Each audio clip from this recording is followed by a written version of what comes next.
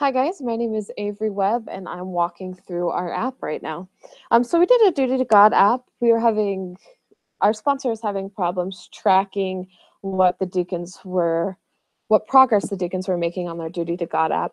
And so we created this app to help them more fully utilize the Duty to God and to keep all of the quorum on the same page. So this is our app that I have pulled up right now. We're going to create a few new users. So let's just create a video test user. I'll just use video test as the password. And so what we're going to do is we're going to just sign up right now. And this was actually a big hurdle for us. It took us a long time to get this login working. We did it through Firebase, and our code was just simply not working. And we had to create a new project, and then we imported our code into that project, and it worked. So luckily we got that taken care of, but that was a lot of problems. So the first thing you have to decide is whether you're a leader or whether you're a deacon. And mainly what this question is for is to help us on the back end with the database. And so we can just right away decide which user you are, and then which user you are also depends on what values will be stored in the database. So the first thing let's do is let's make this a deacon. And so you choose I'm a deacon, and then this progress page appears. So let's just click the first progress. And on each screen, we have 3 different parts. For each requirement, there's a learn, act, and a share portion. And then we have a notes section at the bottom.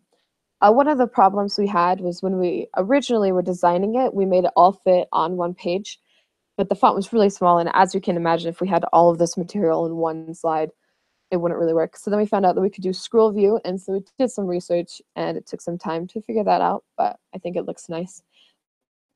Of each page, there's this notes section right here. And so let's just make this as a note. And then what can happen is when the deacon is going through, they can read this. So let's say they just read these scriptures and they can answer these questions down here. They can make notes about how they're going to, in this case, develop a habit of regular scripture study. They can talk about how they shared. So each time they can, save these notes. And then if they delete this, or this would be an example of them coming back in, they can load the save notes, and there it is. And then you can also mark this activity as complete. And so then, as you can see, this radio button just changed. So you can visually see what your progress is. And then just to verify that that load notes saved, let's go back in here, load save notes. There it is. And then each progress page, each requirement page has this same layout and the same notes at the bottom. Let's just flip through a few of these real quick. This is understanding doctrine. Again, it has that learn, act, share with it's basically all the same design, just with a little bit different content. Let's go ahead and mark this activity complete as well, just so that when we're testing the leader, we can see that those 2 will be selected. So let's log out and then let's create a new user real quick. Call it video leader.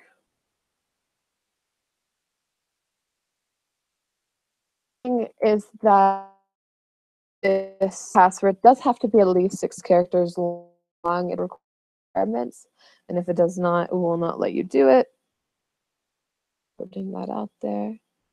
So this time we're going to click I am a leader, and then we'll check that same one we just created earlier. So video test. See, there it goes, loaded. You can see that it has the same progress as we just created. And in the leader view, of course, you can't click the different requirements. You can only see it. Oh, sorry, my app just went away. And that's what we want. So that basically we create the leader progress page so that they can see what each one of their students is. And then all you have to have is you have to have their email. So for example, one that I know I've created before is deacon1. And then we can get this progress. Perfect. All right. So then let's log out and let's make sure that these logins work correctly. Save video test at com, and then I Video again. Sometimes it takes a moment. And there we go. And so this is our note, and then we can go back into it, and then we can see perfect that it's the same. Good, and log out again.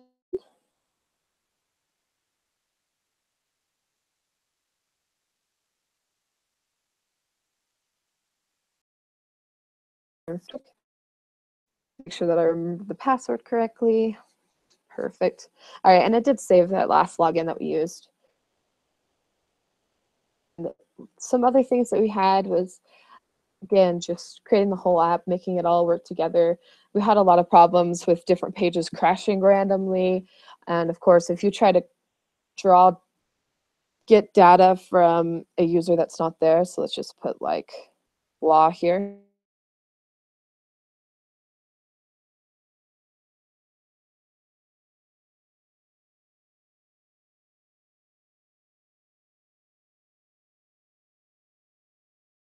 That's okay. We may have had to make sure that, you know, like it was actually available and actually there before you pulled it, or else of course it would crash or it wouldn't be able to find it.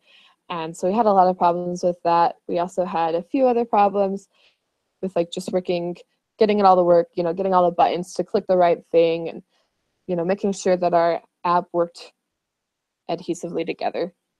Yeah, so that's our app. Thanks for listening.